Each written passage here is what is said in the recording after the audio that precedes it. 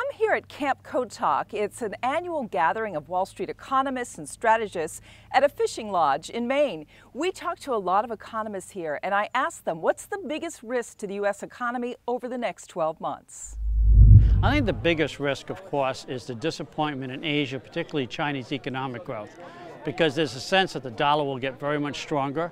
It'll lead to some trade competition in Asia.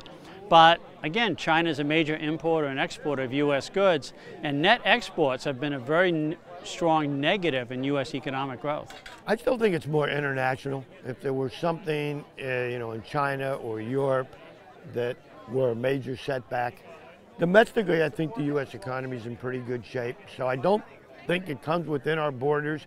It's always hard to say what could happen out there. But as I look at it, it could be something coming from Asia, coming from Europe, rather than something coming within our borders. And I think the probability of that is low, so that's why I'm fairly positive about the next 12 months on economic growth. With Greece, the international community basically kicked the can down the road.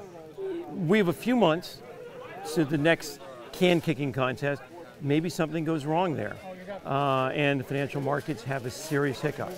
But I think more fundamentally, I'm worried about China.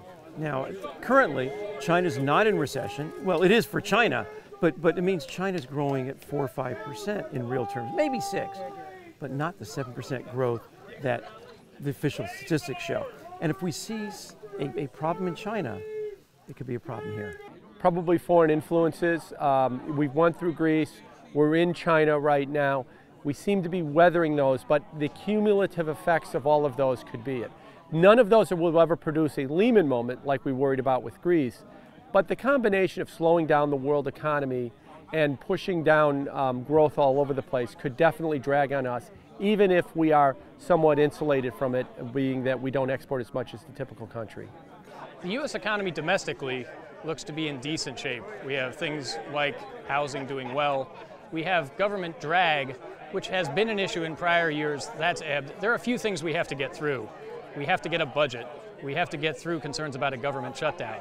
But if we get through those domestic issues, really we should be looking abroad for some concerns that could come back. A strong dollar has mattered. That has been more true this year than in prior years. And so we have to watch things like the events in China, like the events in Greece, like the events out in Puerto Rico as they come back to the mainland. All of those things put together give us some concern about a tightening of financial conditions.